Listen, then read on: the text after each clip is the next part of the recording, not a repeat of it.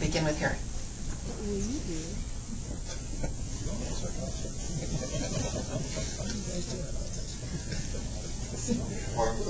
To secure water source, well, one of the things I would like to do to see us secure water source for the future, I would like to see us go out and make sure that the water sources that we're presently not using, that the water sources are secured, the rights to these waters are secured. And because I believe if we do not, with the federal judge saying that we have to quit pumping water out of the delta because the delta smelt, that there's going to be needed extra water to hold the current salt water back, and they're still going to have water in the canal to go south. So that tells me that we're going to be looking around Northern California for a lot more water. And so I want to see us with the existing water sources that are not being used at this time in El Dorado County to get the water secured, so that when the time comes that we need to build something else, that it is there. Thank you.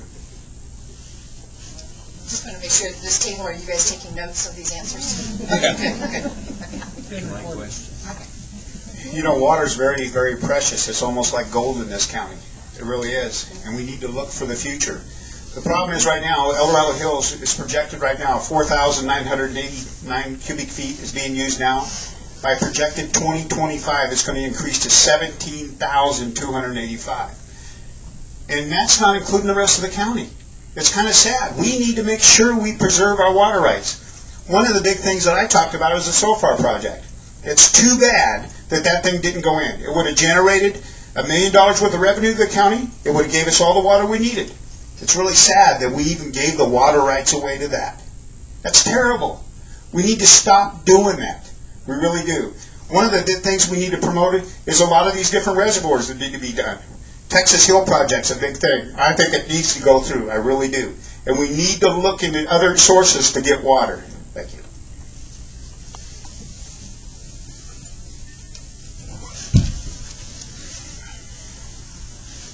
Ever since I can remember, water's been an issue in this county. Those of you that were here during the late 70s, 77, 78, remember being able to literally walk across what is most people refer to as Slide Park Reservoir. It was dry. It's horrible. We are limited by water and topography in this county, and water being the most critical. The 40,000 acre feet that INWAPA is going after right now as source rights is necessary. Everybody in this room should be behind it 100% and doing everything you can to support these people that are doing that. The El Dorado Water Authority is also huge. And now we're looking at an issue with the Auburn Dam. If the Auburn Dam all of a sudden decide to let those water rights free up, El Dorado County needs to be there to get their rights. The rights that are dedicated to that dam, as long as it is considered an option to be built, aren't ours. We have some, but what really is critical is if they let it go. We have to jump back in there, get our spot in line, and be sure that we cover ourselves for the future. Thank you. I would want to work with the other county supervisors and with the EID board and the water agencies to see how we can get the best ideas here. And there are a lot of good ideas out there in the community, and just to work together to make sure we're getting all the water that we can, and that we're also letting people know what are the impacts and what do we need to do about the water.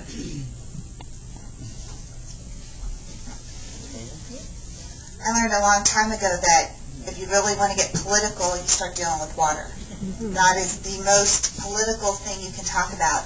Not only for just talking about it here, but you've got Northern and Southern California and where our water's going. And so water's a huge issue. And when I worked in the state legislature, I worked for an assemblyman who was very involved with the Auburn Dam. So I have a lot of experience in understanding some of these issues.